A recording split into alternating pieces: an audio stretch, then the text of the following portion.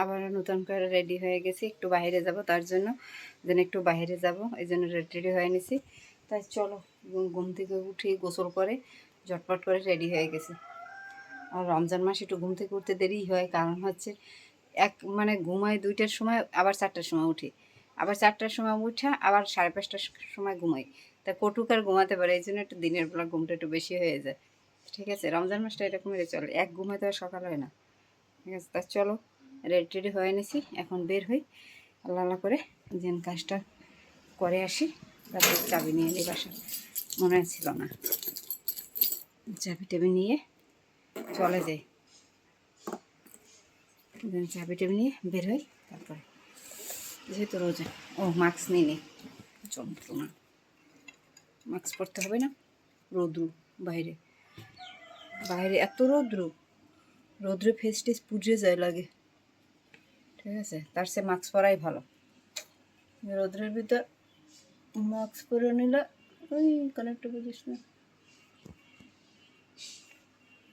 Mask পরে নিলে এরকম মানে তার আর ফেজে রৌদ্রটা পড়ে না, গালায় দুই গালায় রৌদ্রটা আসবে না, তার জন্য মাস্ক পরে নেয় না। তা চলো বের হয়ে যাই, বললাম যে বের হয়ে পড়লাম বাসা থেকে।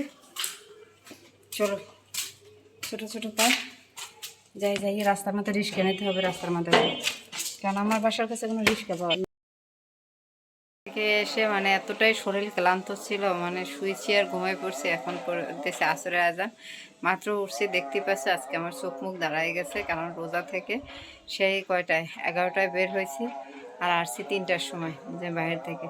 তাই চলো এখন রান্না করে যাই, রান্না করব, কি রান্না করবো দেখি যে কী রান্না।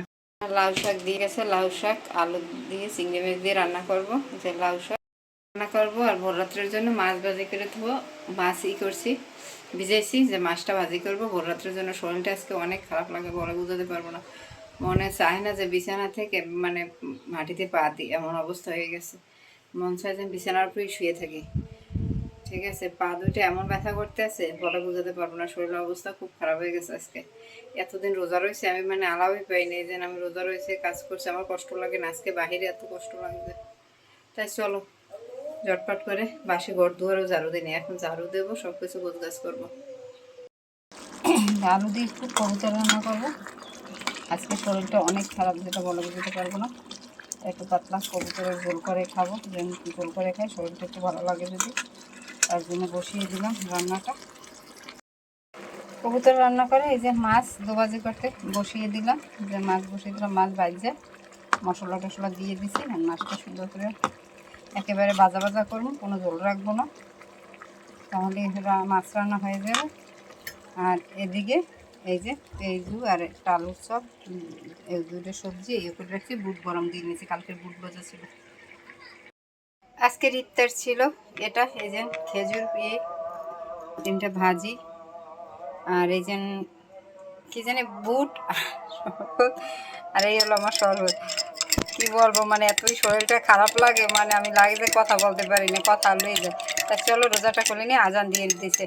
এটা হলো রাতের খাবার, দেখতে পাচ্ছ যে রাতের খাবারটা নিয়ে নিচ্ছি আমি একটা বলের ভিতর, যেহেতু অল্প 5টা ভাত খাবো তাই নিয়ে নিলাম মাছটা প্রথমত, আর কবুতরের মাংস আছে নিচে বাটিটা, এটা দিয়ে খাওয়াটা সেরে নিই।